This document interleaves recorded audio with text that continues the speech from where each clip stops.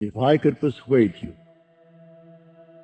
to believe what tonight I hope I will try to, your entire world would change. You hear the word God, the word Jehovah, the word Lord, the word Jesus, the word Christ, and you think of something other than yourself, one that is greater, one that you would worship. Tonight it is my purpose to show you that God and the I of man are one. When you say I am, that is the God of Scripture. Confined as you are, you think, how could it be? God created the universe and sustains it. Here I am, like a little worm, 10 years, and then I vanish.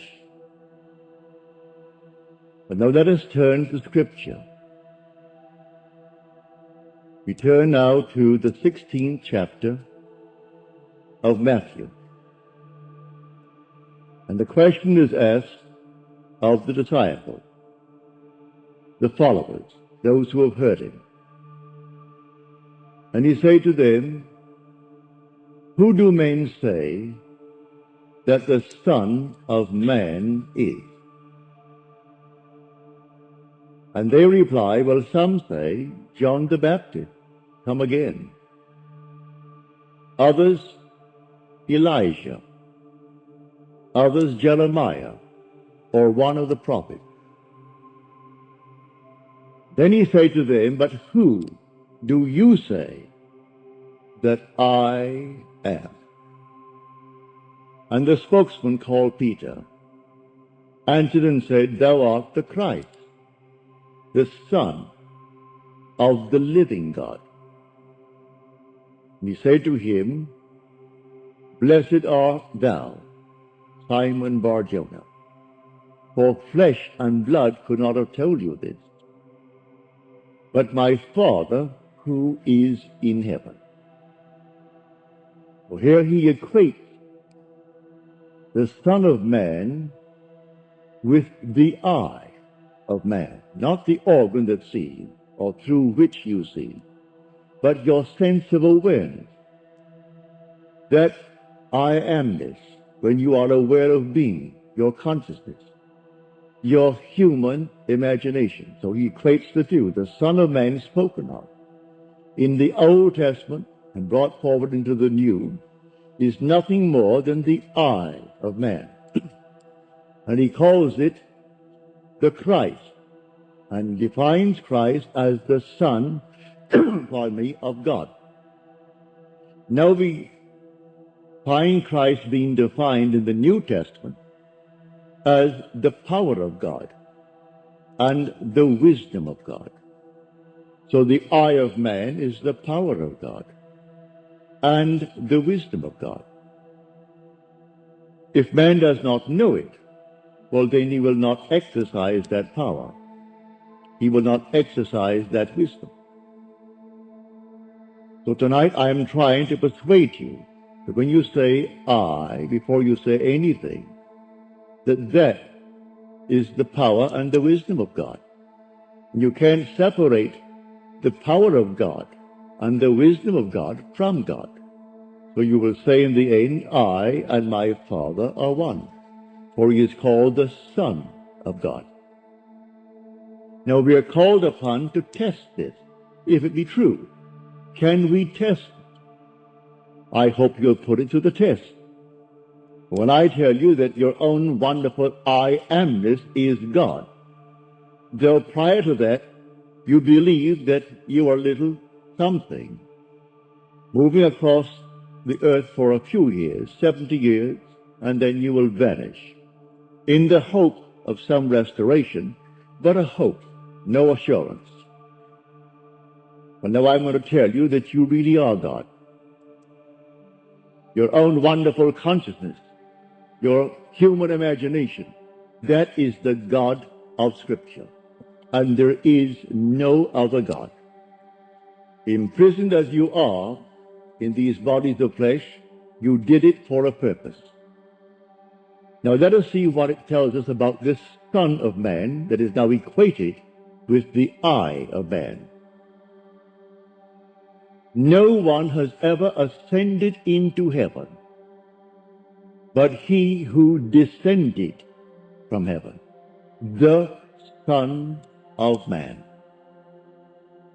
You'll read that in the 3rd chapter, the 13th verse of John. So here we find you are a pre-existent being.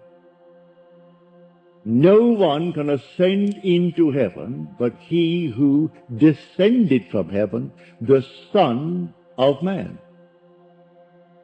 Your ascension in the next verse, the 14th verse, is showing you how you ascend. As Moses lifted up the serpent in the wilderness, so must the Son of Man be lifted up. That's all imagery, and yet it is true. You descended into generation in a world of death, where everything begins, it waxes, it wanes, and then it disappears. But there's something in you, clothed in this garment, that does die, that is pre-existent, and its home is heaven, which is harmony. You gave it up completely. You aren't pretending that you're a man. You descended into man. You became man, with all the weaknesses, all the limitations, all the restrictions of man, to experience this world of death and decay. There will come a moment in time that you will ascend from this restriction, taking with you the experience that is yours because of this restriction.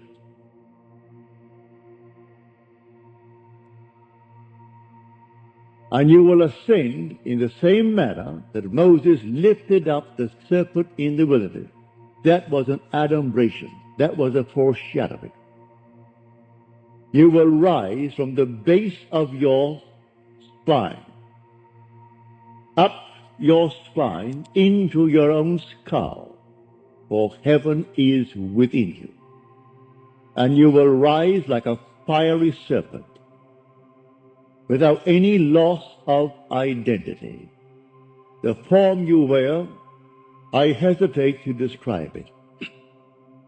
I will tell you that your face is human, your hands are human, your voice is human, but do not ask me to describe the body that you wear. It's infinite power, infinite wisdom, and yet it is a form. You are that fiery being that descended, not because of anything that was wrong when you descended. The fall is not because of any mistake on our part. It's a predetermined plan to come down into the world of death and decay and overcome it. If coming down, wearing these garments, we knew who we were, pretending that we were men, we could not accomplish it, any more than an actor on the stage, pretending that he is Hamlet, can actually play that part. He has to actually assume it, but even then it is still with a little something in his mind. He knows he is the great actor who tonight will go home to his lovely home, and he'll take off the garment and hang it up once more, and tomorrow he'll replay the play. You don't do that in this play of God. You don't take off the garment. You wear it for your threescore and 10, and if by strength, your fourscore, or maybe even longer, or shorter. But the I of man is the God of Scripture. Put it to the test. Let me now, first of all, before we go into the testing of it, make clear what I said on the last lecture night, Friday night, prompted by a question that was asked here. For I had said in the previous lecture that there are ranks in heaven as they are on earth, for this is only a copy. Everything here is a shadow. It's a copy of the eternal realities. And in the 12th chapter of 1 Corinthians, Paul describes the 10, or the 8 ranks. He does it many times, but he never changes the first two. The first is always the apostles. The second, the prophets. The third, the teachers, and then he goes on. Miracle workers, healers, helpers, administrators, and the speakers in tongues. But he never changes the first and second, the apostle and the prophet. You might think, because I told you I am sent, and the word sent means an apostle, that I am appropriating unto myself a certain first rank. But now, to put your heart at peace, I'm going to quote the 11th chapter of Romans. As of old, for there are always a remnant of old, and the remnant simply means the elect of God. You're not elected because you're born by accident into some ethnic group. Has nothing to do with that. A descendant of Abraham after the flesh is not necessarily the elect of God. You are chosen from any race, any nation, any religion. Well, how the choice is made, no one knows. It remains the Father's secret. But Paul qualifies it in this manner. There is a remnant to this day, called by grace. And if by grace, then it is not on the basis of works. Otherwise, grace would no longer be grace. Therefore, no one who is called and sent can brag. If he brags, he is not the sent.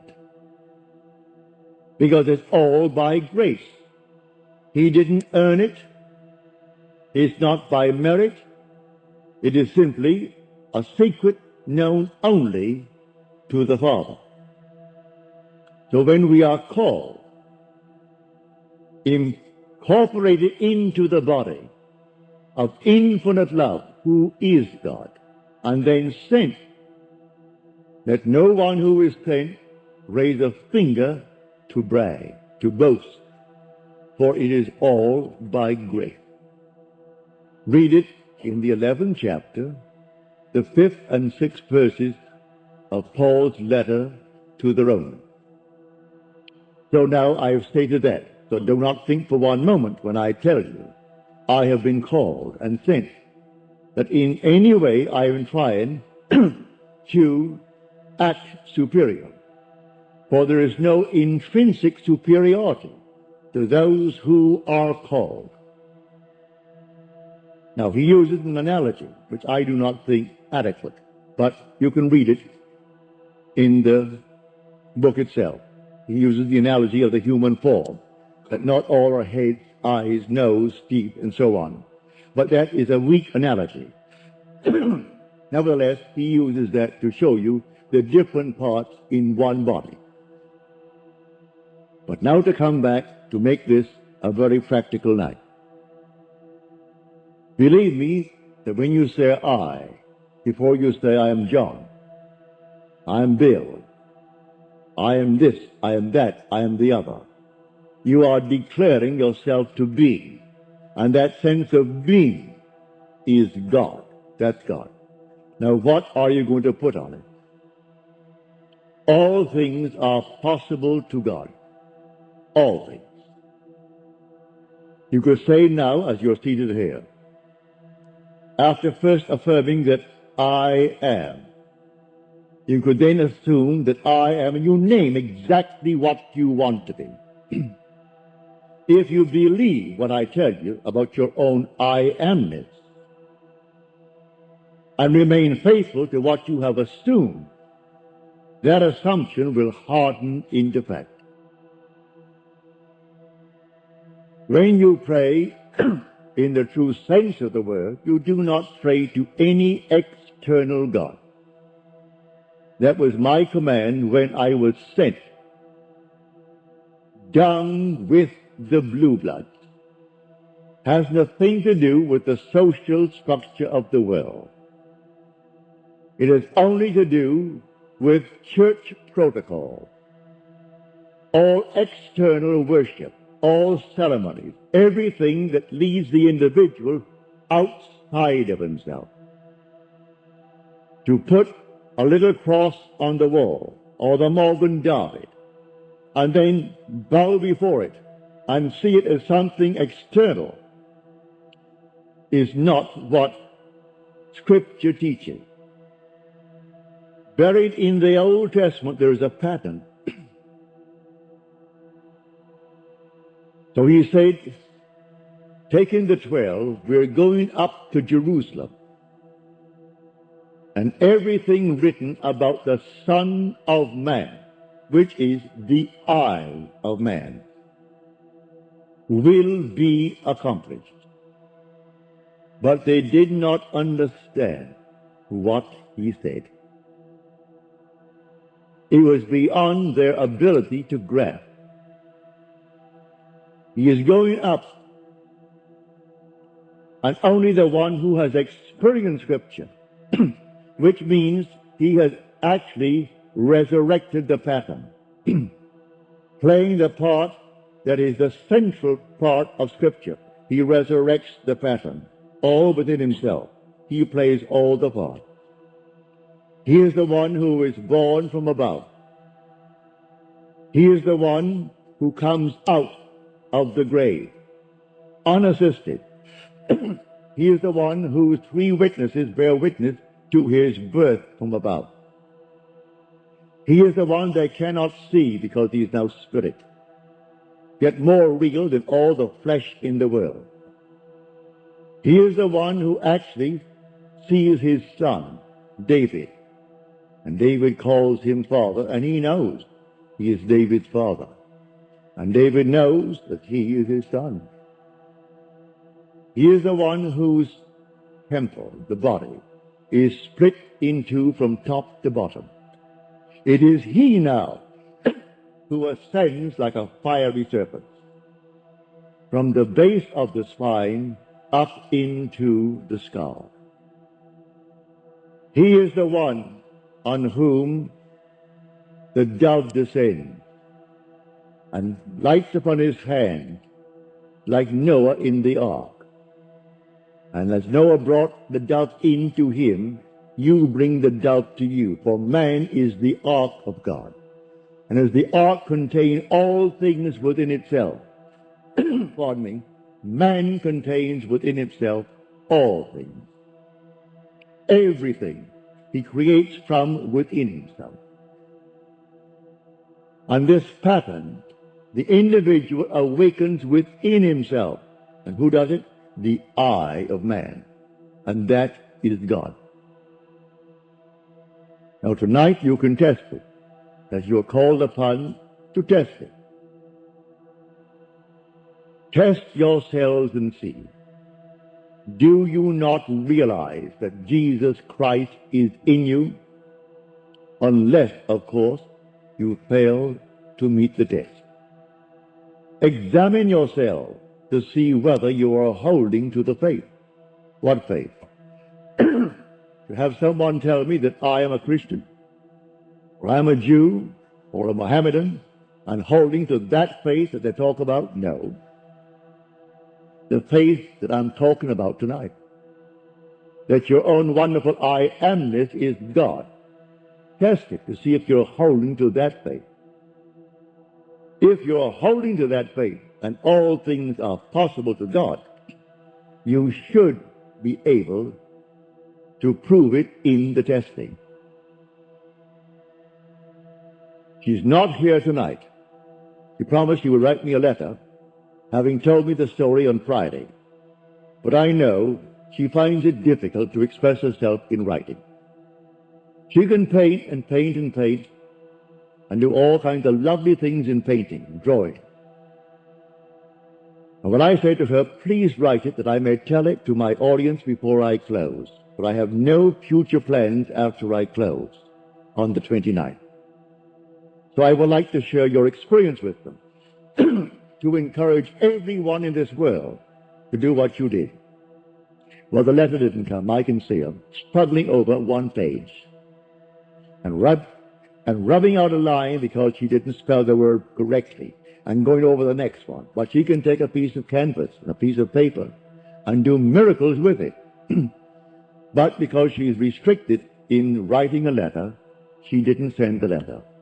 But the essence is this. She is now a divorced girl with a little boy, handsome little fellow. Well, when you're living alone and you need money and you have a child to support and you have a home, all the things, and the money isn't coming in, then you're up against it.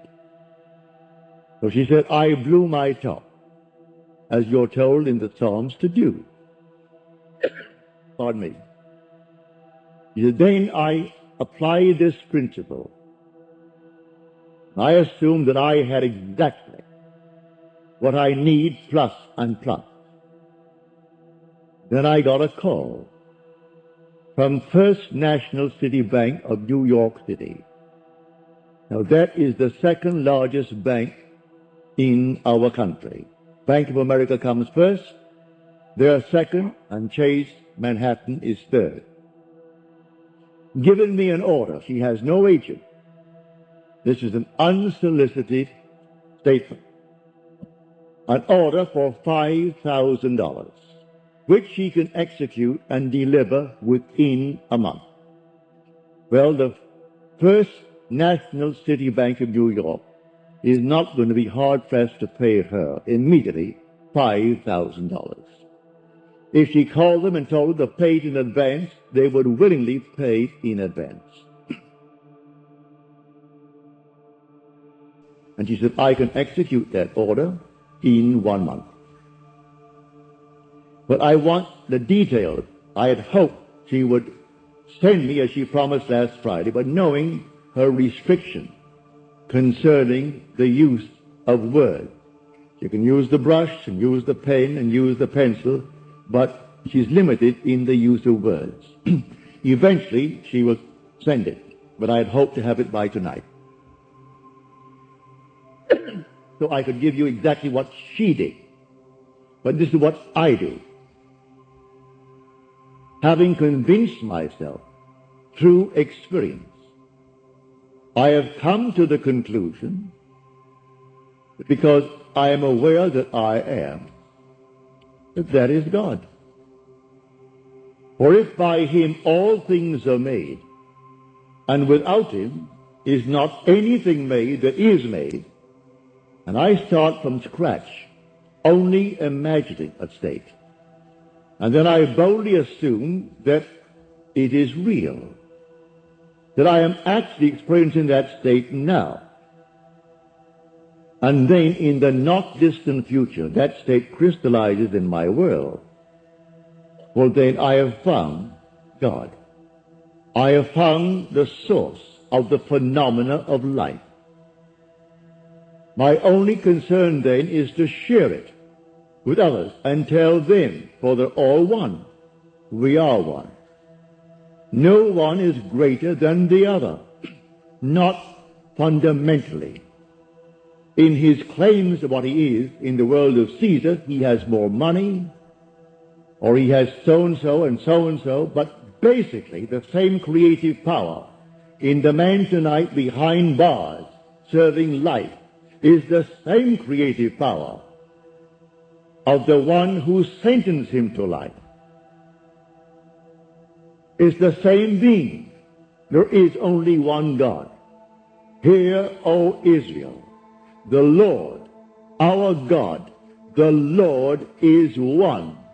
And the word translated the Lord is Yod He Vav He. Properly translated is I am. When you go unto the people of Israel and they ask you, what is his name? And you claim that the God of Abraham and the God of Jacob and the God of Isaac sent you. You say unto them, I am has sent me. That's my name forever, and by this name I shall be known throughout all generations. But man finds it difficult keeping the tense, and so he speaks of thou art, or he is, and he never actually comes down to the fundamental and knows that I am. I am the cause of the phenomena of my life, good, bad, or indifferent. I have to live with it and change my assumptions if I would change the world in which I live. But now, can I help a seeming other? I say you are myself pushed out. Can I help another? Yes, because there's only one. If your request of me comes within the framework of the golden rule, something that I would like done to me, then I can willingly help you. If you ask of me that which does not come within the frame of the golden rule, do not ask it of me. I grant you complete freedom to go elsewhere and go to anyone who will tell you they can do it in spite of what he said. Go ahead. But if anyone asks of me any request, all that I do is this. It's so simple. We are told in Scripture, whatever we ask of him, knowing that he hears it, it shall be done for us. If we know he hears it. Well, can you imagine you seated here on the surface of your being, a rational being, knowing something that the depth of your own being that encompasses you doesn't know?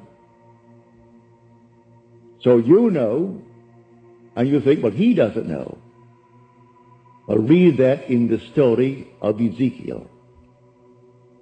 You'll read it in the 38th chapter. And these are the elders of Israel that went into the dark room. And they are carving on the walls all gruesome things. And they said within themselves, the Lord does not see us. And the Lord is speaking to his prophet Ezekiel. And he said, the elders of Israel say that I do not see them. And watch what they're doing, making all these abominable things within the great cavern. They will all reap them, because I see everything that the elders of Israel see. But they think because it's dark and it's a cavern, no one knows what he is doing. That God doesn't know it. I have said time and again, there is no fiction in this world. You might have heard the story, and you read the story, concerning the seajacking of the Queen Elizabeth. You might have read the article in Time. That some girl at Hunter College wrote that story in detail. And she was so shy, when it came to the point to be read, she could not read it. She's a shy, sweet lady with a gift of writing. She wrote that in detail, including those who seemingly participated, a terminal case in cancer, and one who is running away from the law, who has not a thing to gain, and therefore is quite willing to blow the Queen Elizabeth with 2,200 souls aboard. And everything is completely in detail in her fictional story. If imagining creates reality, there is no fiction. So someone expressed her thought and called the captain while at sea and demanded $1 million and would settle for $350,000. Well, it must have cost them, I should say, more than $1 million to stop that huge hulk in mid-Atlantic and then feed 2,200 people 4 times a day for the extra meals that they would have coming to them. Plus all the things that you put it all together, it would cost more than $1 million. And a little girl, possibly writing this for her PhD or writing it for some reason, and she writes it in detail. They gave her name so you can contact her. They gave the school, it's Hunter College in New York City, and everything in detail, pardon me, is told in that story.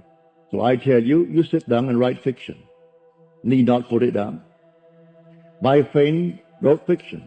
She had a large sum of money coming in, and she went to town within herself, and she wrote in herself and blew her top, as it were.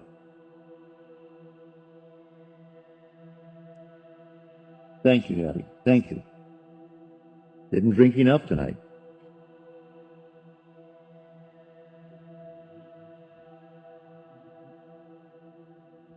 So she, in the depth of her own being, conjured the sum of money that she needed. Beyond, always go beyond. So we are told in the psalm, be angry, but sin not. Commune with your own heart upon your bed and be silent. Yes, blow your top, but do not let the sun go down upon your anger. Be silent as you commune with self. You don't commune with another, for the self of man is God. So be angry, but sin not. Commune with your own heart upon your bed, not communing with another, and then you actually know exactly what you want. And in that state, fall asleep.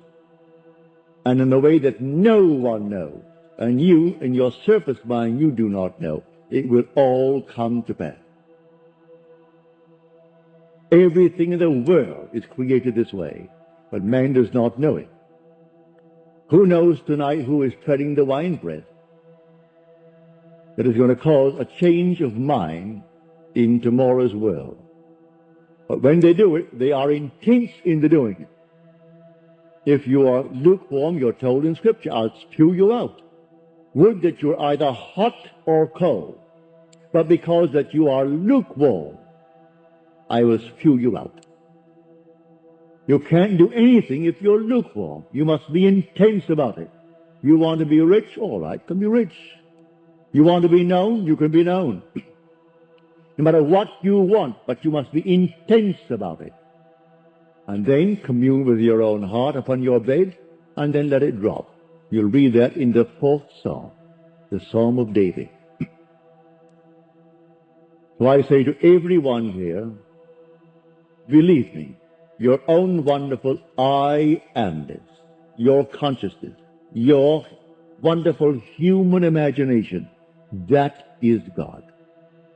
And all that you behold, though it appears without, it is within, in your imagination, of which this world of mortality is but a shadow.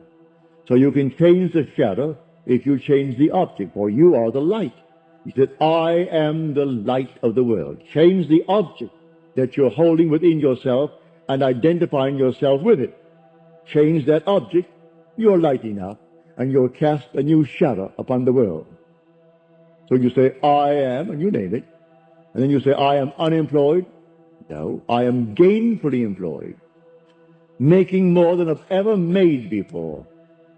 Don't ask yourself how, why, and through whom. That is not your conscious reasoning mind's concern. If you take the intellectual background, the educational background, of those who are making top money in the theatrical world, I doubt that they could pass any college examination. I don't think they could pass any entrance examination to college. Yet they're making $1 million, $2 million a year. Do you think Bob Hope could pass today's examination for entrance into college? But all of his material is written for him anyway. Can't even write that. But he has millions, all right, because that's how he dreamt. May I tell you? I know the background of the man. A friend of mine who is now gone from this world played in vaudeville with him, and he would borrow from my friend every week a sum of money because he had to go to that post office and buy a postal money order and send to his bank. He borrowed money that was interest-free because he was sending in money that was not interest-free. He had to send a certain sum of money every week, and he would send it into his account. And borrowed from my friend Harry Webb, who had a band, and they played together. Not in the same act. Harry had his own act. He has a small band. And Harry was the outgoing personality who didn't care about money, and so he wanted money. Hope wanted money. He would loan him the money. He always paid it back the next week and borrowed it again, because he had to have so much in that bank every week.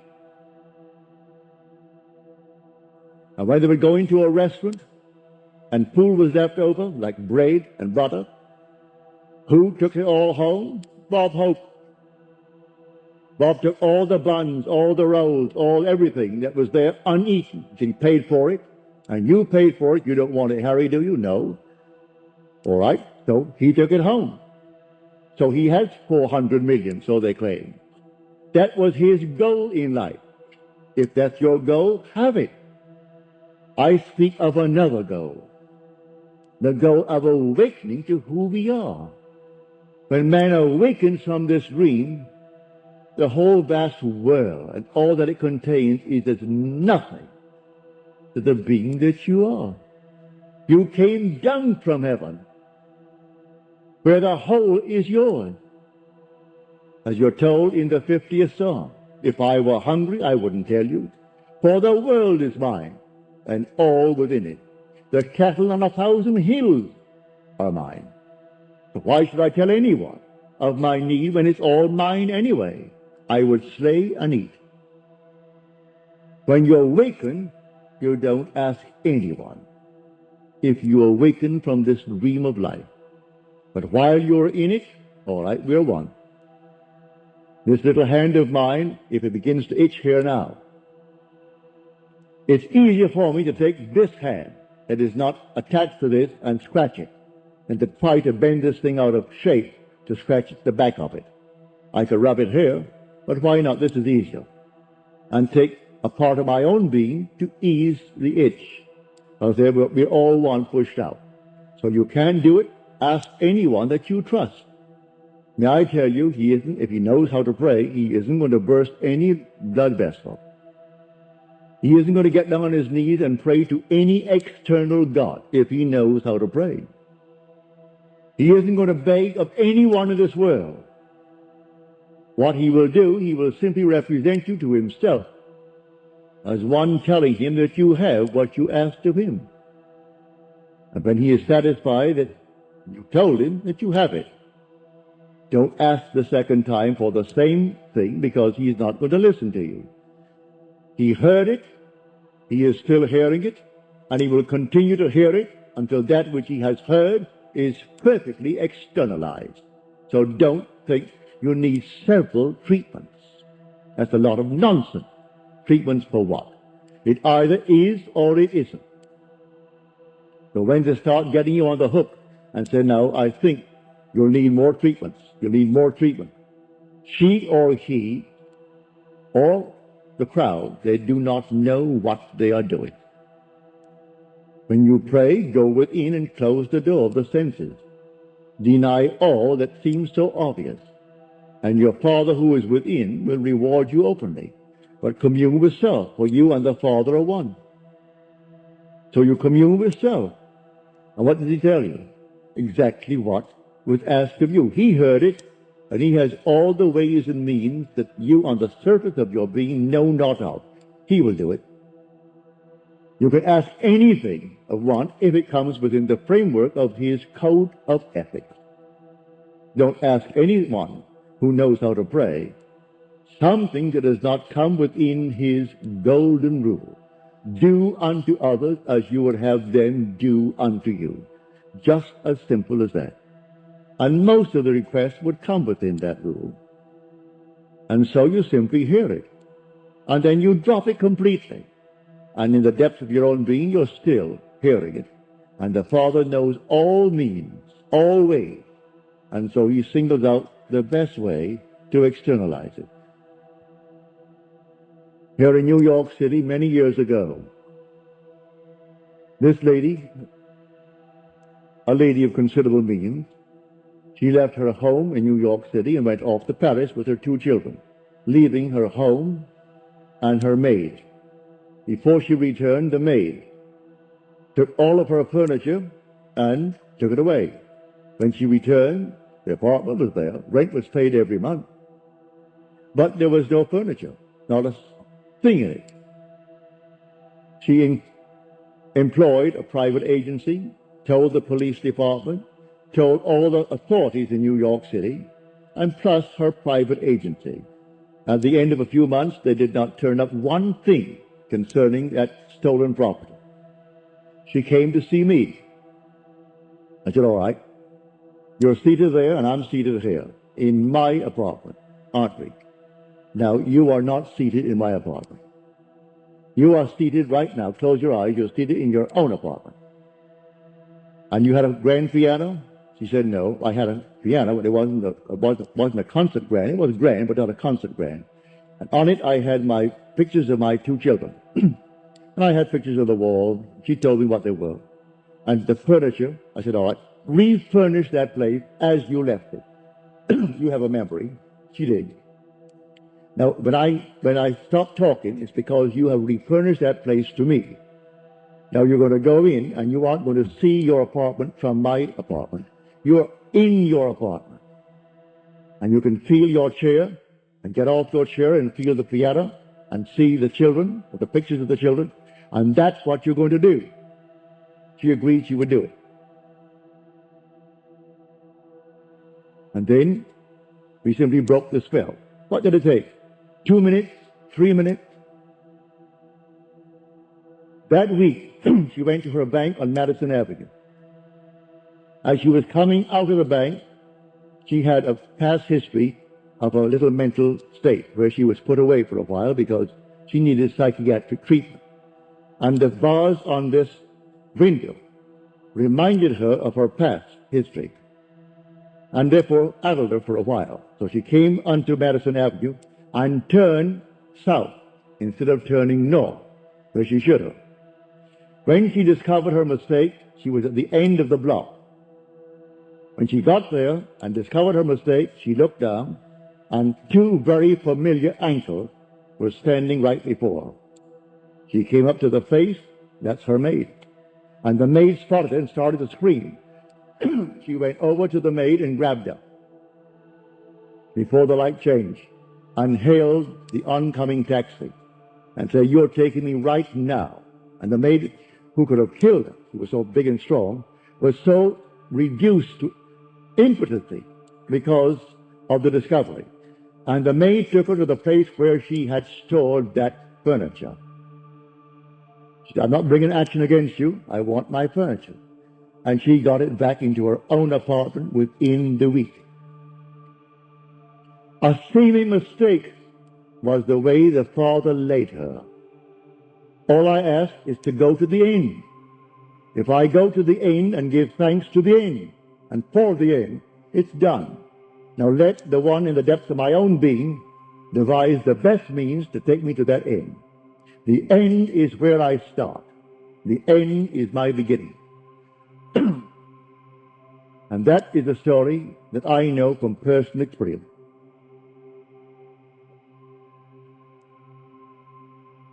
So do not attempt to devise the means and tell the one that you ask to pray for you how it should be done.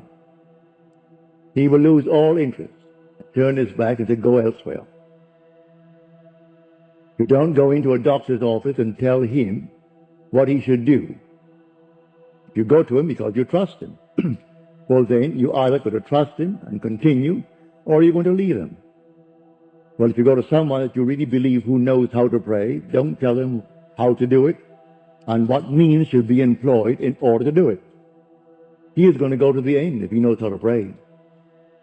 The end is where we begin. In my end is my beginning. And we're always ahead of our evidence. So I go to the end. I see the whole thing done, and then drop it, and let it happen in my world. So to come back, the I within you now, if you say I, no matter how little you have thought yourself so far, may I tell you, you are the infinite God. And when the story of Jesus Christ repeats itself within you, you will know it's all I. No one called Jesus is going to appear. He is not going to push any stone away from you when you come out of that tomb. And then you will know the words of John.